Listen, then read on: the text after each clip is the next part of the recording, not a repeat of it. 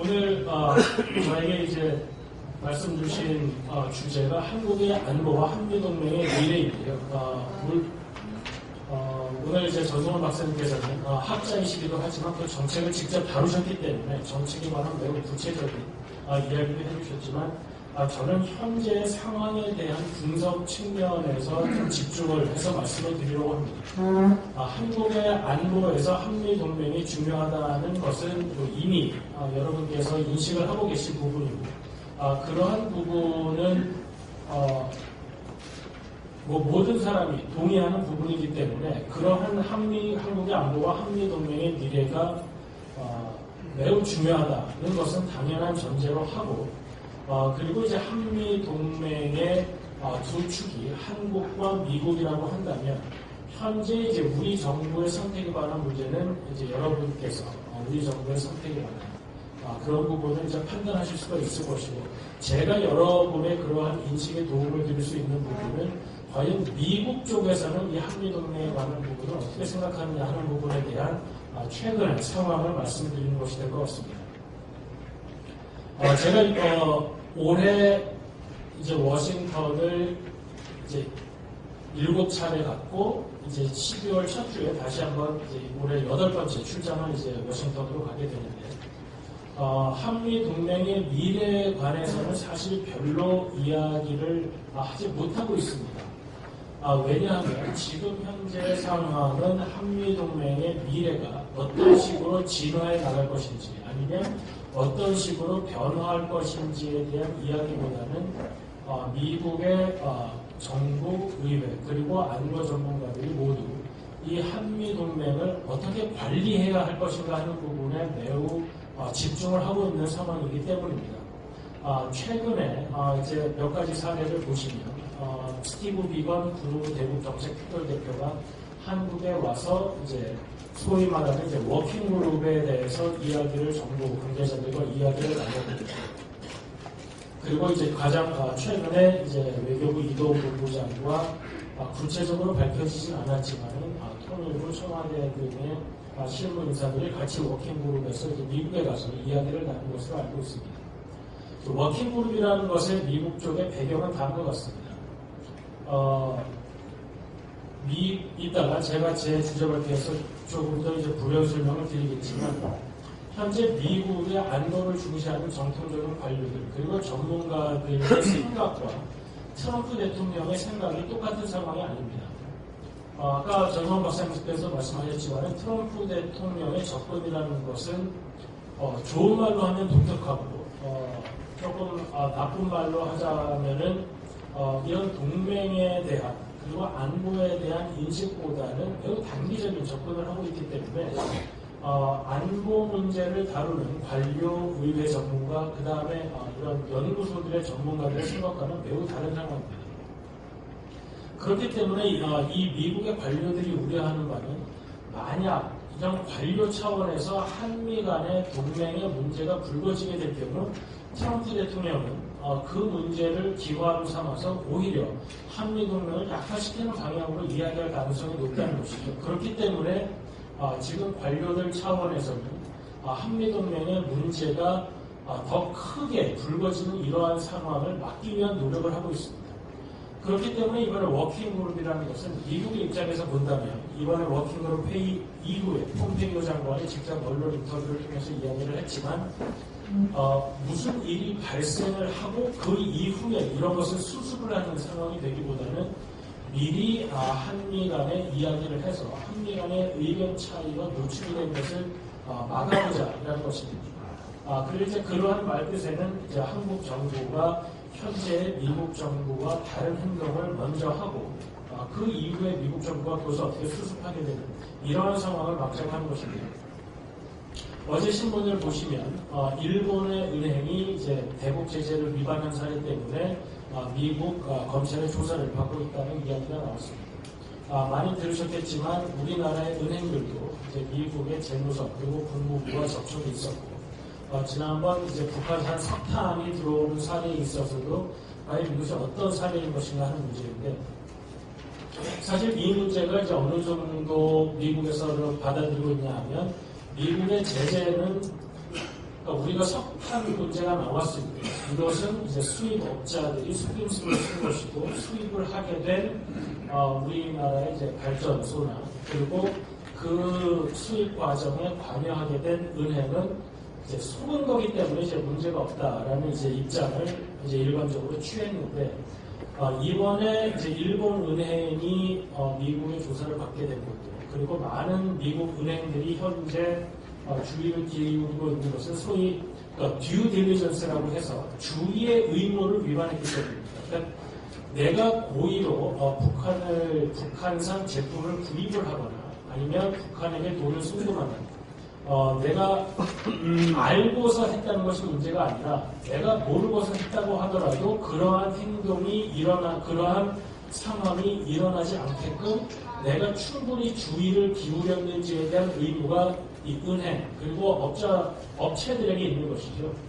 그렇기 때문에 아마도 이번에 그 일본계 은행이 미국의 그 제재망에 제재를 위반했다고 해서 문제가 된 사안은 어느 정도의 주의 의무를 기울였느냐 하는 부분에 있어서 이제 문제가 될 것이고 그렇기 때문에 현재 미국의 많은 소위 로펌들과 이런 회사들은 은행들에게 이런 듀 딜리전스, 주의 의무에 관한 부분을 굉장히 주의를 시키고 이 부분에 위반이 되지 않게 하고 있습니다. 그러니까 이러한 부분 역시가 보기에 따라서 이게 미국의 간섭인지 이렇게 볼 수도 있겠지만은 사실 미국 재무성이 한국의 은행과 남북경협과 관련된 기업들에게 아마 이야기했던 부분은 우리가 이 듀 딜리전스에 대한 인식이 미국의 기업들과는 다른 상황이기 때문에 한국 기업들이 우리는 모르고 속았다라고 이야기할 수 있는 부분이 향후에 문제가 될 수밖에 없는 상황이죠. 그렇다면 미국은 현재 상황에서 동맹국인 한국의 기업들을 제소 혹은 유엔 안보리의 제재 위반 사유로 가져갈 수 있느냐 하는 부분이 고민이 될 수밖에 없을 것입니다. 그런 차원에서 본다면 미국 관료들 입장에서는 제재 위반 사항이 맞다고 하더라도 그 사안이 정치적으로 어디까지 발전할 수 있을지 그리고 트럼프 대통령은 어떠한 인식을 하게 될지 그것은 이제 관료들의 통제 범위를 넘어서는 것일 수밖에 없기 때문에 매우 현 단계에서 그러한 문제들이 크게 발전되지 않도록 노력을 기울일 수밖에 없는 상황이라는 것입니다. 그럼 이제 본격적으로 제 주제 발표에 들어가서 말씀을 드리면 아까 말씀드린 대로 현재 미국에서도 한미 동맹의 장기적인 비전에 관한 부분에 있어서는 현재 논의가 많이 멈춰져 있는 상태입니다. 제가 말씀드리고자 하는 부분도 한미 동맹의 관리와 관련해서 어떠한 원심력이 작용하는지, 원심력이라고 하면 한미 동맹을 약화시키는 방향으로 작용하는 힘들은 어떠한 힘들이 있는지, 그리고 한미 동맹에 관한 구심력이라고 한다면 한미 동맹을 그래도 강화시키는 방향으로 작용하는 힘은 어떠한 것들이 있는지 말씀을 드리도록 하겠습니다. 우선 가장 큰 원심력이라고 한다면 동맹에 대한 트럼프 대통령의 인식이라고 할 수 있습니다. 물론 작년 2017년 9월 유엔 연설에서는 북한을 비난하면서 동맹국을 보호하기 위해라는 말도 쓰고 여러 가지 동맹국에 대한 미국의 헌신을 가는 부분을 이야기하지만 우리가 여러 가지 사례에서 보듯이 나토나 우리나 일본이나 이 동맹에 관해서 트럼프 대통령의 인식은 매우 단기적이고 거래적인 성격으로 보고 있다는 것입니다. 그럼 이것이 과연 트럼프 대통령이 당선된 이후 대통령직을 수행하면서 본인이 대통령이 되기 전에 가졌던 그러한 인식이 변화가 있었냐 하는 부분인데요. 살펴보면 무역 문제나 대중국 관계 그리고 이런 부분들에 있어서 트럼프 대통령이 대통령 임기 시작 전에 선거 전에 했던 말들을 지금 대부분 시행을 하고 있다는 것입니다. 우리 입장에서는 한미 FTA 같은 부분도 사실 이것이 실제로 폐기나 개정까지 가겠느냐 하고 접근했던 부분이 실제로 트럼프 대통령이 폐기를 원하는 편지까지 썼다는 것이 공개가 되었고 이제 우리는 이제 그 상황을 알게 되면서 이제 미국이 원하는 방식으로 개정을 했고 나프타도 그렇고 다른 무역 협정들 TPP를 폐지했고 그 다음에 이란 핵협정을 파기했고 나토에 있어서도 계속해서 방위비 요구하고 이런 부분들은 실제로 트럼프 대통령 본인이 생각했던 말들이 실제로 행동으로 옮겨지고 있는 상황이라는 것입니다. 한미 동맹에 관한 문제도 제가 최근에 미국에 갔을 때도 저와 가까운 미국의 이제 정부 인사들이 만약에 정말로 트럼프 대통령이 주한미군 철수를 공식적으로 공개석상에서 이야기를 하게 되면 어떠한 반응이 있을 것인가 하는 부분에 대해서 이야기를 나눈 적이 있습니다.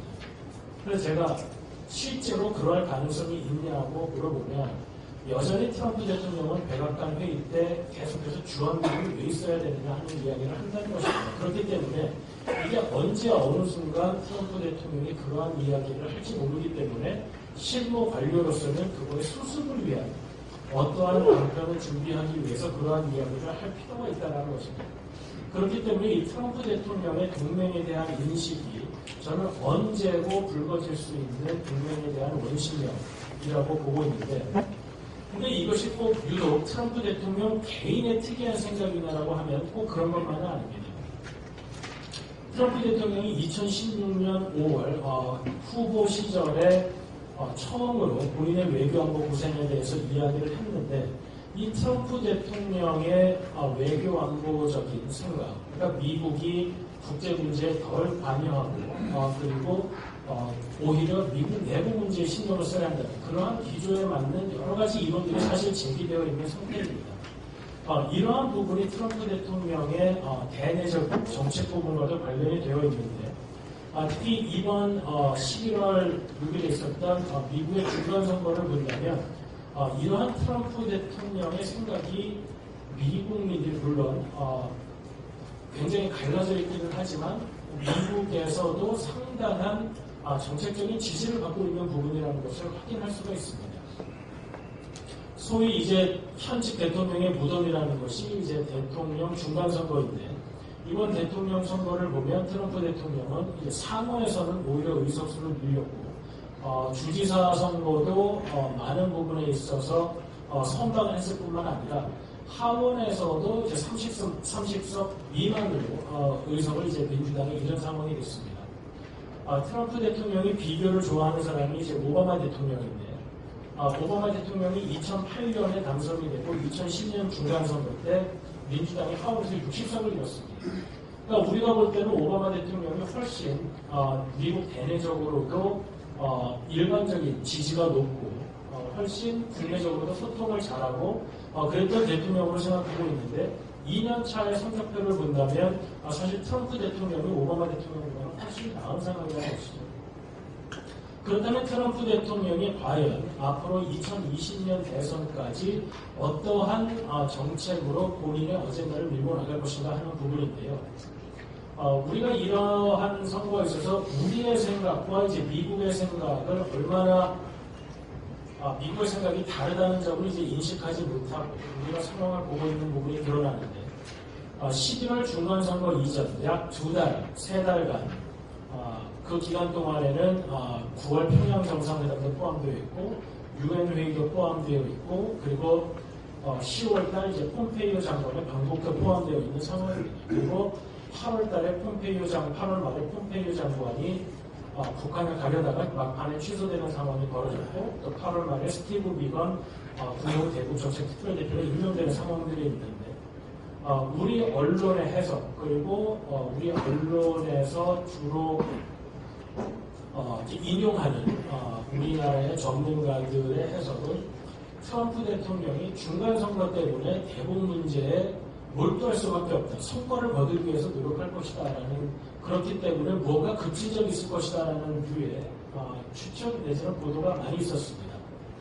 그런데 생각을 해보시면 현재 북한이 핵과 미사일 실험을 하지 않고 있는 상황이고 그리고 유해는 돌려보내는 과정이 현재 이루어지고 있는 상황에서 미국 사람들이 어떤 문제 때문에 트럼프 대통령을 찍을지 아니면 공화당 후보를 찍을지 민주당 후보를 찍을지 결정하는 이건 대부분 미국 국내적인 문제이지 트럼프 대통령이 미국 선거를 위해서 이 북한 문제에 성과를 거두겠다 하는 인식은 되지 않는 것이죠. 그리고 지금까지 북미 간에 6월달 정상회담 이후 폼페이오 장관이 7월달에 방북한 이후 실무적인 회담이 전혀 이루어지지 않고 있는 상황인데 과연 어떤 지점이 있을 수 있는지 우리가 냉정하게 봐야 되는 상황이라는 것입니다.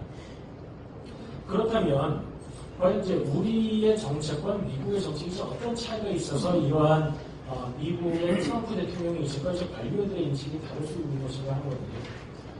9월달 평양 정상회담이 있기 전 정부에서 공식적으로 확인을 하지는 않았지만 우리 언론에 소개된 우리 정부의 중재안은 미국이 종전선언을 받아주고 그리고 북한은 핵 리스트를 신고한다고 하는 영어로 하면 이제 데클러레이션은 종전선언과 핵 리스트 신고의 교환 부분을 이제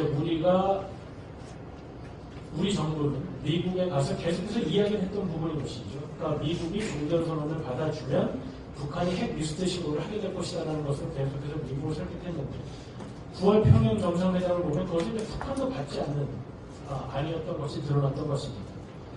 갑자기 이제 9월 정상회담 이후 우리가 이제 UN 회의를 갔을 때 거기서 이제 대통령께서 언론 인터뷰에서 말씀하신 부분이 북한이 말하는 상용조치라는 것이 무엇이냐라는 질문에 북한이 말하는 상용조치는 제재 완화 이외에 연락사무소도 있고 어떤 예술단의 교류도 있고 이렇게 하면서 그 이후에는 지금 종전선언 문제는 들어가고 제재 완화가 북한이 원하는 상용조치라는 부분이 드러나게 된 것이죠. 그렇기 때문에 대통령의 유럽 순방에서도 이제 제재 완화 이야기가 계속해서 거론되고 있는 것이고 그에 반해서 미국은 이 경제적 제재를 통한 압박이 현재의 북한을 만들어 놨다고 생각을 하기 때문에 북한이 구체적이고 실질적인 비핵화의 과정이 되기까지는 이 제재 완화에 대한 이야기를 거론할 생각이 없는 것으로 보입니다. 그렇기 때문에 현재 미국이 원하는 것은 이런 정치적 결단을 통한 회담이 아니라 실무진 간의 회담을 통해서 북한이 만약에 원하는 것이 제재 완화라고 한다면 어떠한 것들이 교환될 수 있는지를 실무 회담을 통해서 로드맵을 만들다는 것이죠. 그것이 이제 미국이 이란과의 JCPOA를 만들었던 과정이기도 합니다. 그 당시 미국과 이란은 처음 6개월간의 협상 과정을 두고 시작을 했는데 결국 그것을 20개월이 걸리고 나서 약 110페이지에 달하는 협상안이 도출하게 된 것이죠. 그 협상안을 보면 어떤 제재안이 어떻게 유예가 되고 그리고 이란의 인권에 대한 제재는 전혀 건드리지 않는다. 이런 부분이 포함되고 그리고 몇 개월마다 리뷰를 해서 이란이 이러한 이행을 잘 하고 있는지에 대한 리뷰를 한 후에 제재 완화한 부분을 계속해서 이야기하고 이런 것들에 대한 이야기가 그 안에 담겨 있는 것처럼 지금 미국이 원하는 것은 그러한 협상을 하자는 것인데 아직까지 북한은 그러한 협상에 나서고 있는 상황이 아닌 것이죠.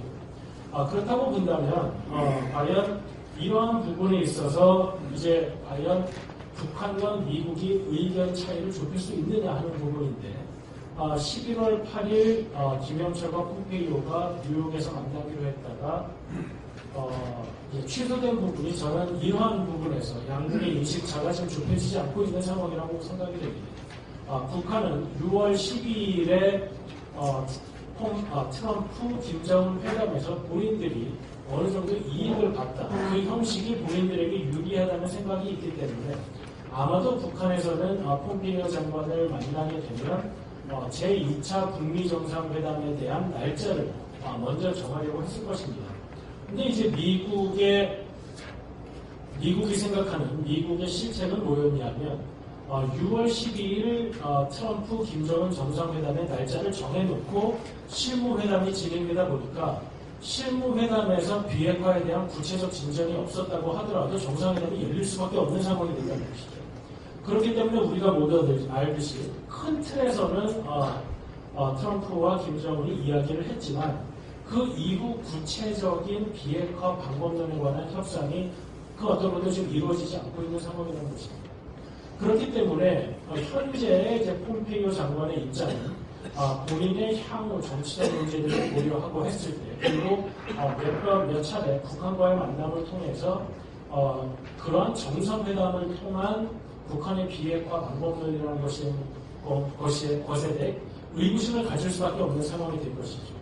그렇기 때문에 현재 미국이 원하는 것은 실무회담이 진행이 되고 그 과정을 통해서 북한의 비핵화 방법론에 대한 어느 정도 합의가 이루어진 후에 정상회담이 이루어지는 것이 맞다는 입장입니다. 그렇기 때문에 김영철 입장에서는 뉴욕까지 왔는데 정상회담 날짜도 못 받아가는 상황이 될 가능성이 높기 때문에 이제 막판에 고위급 회담이 취소된 것으로 보이는데요. 그렇기 때문에 앞으로도 이러한 입장이 조율되지 않게 된다면 정상회담 날짜를 빠르게 잡는 것은 저는 상당히 이제 어려운 문제라고 생각이 됩니다.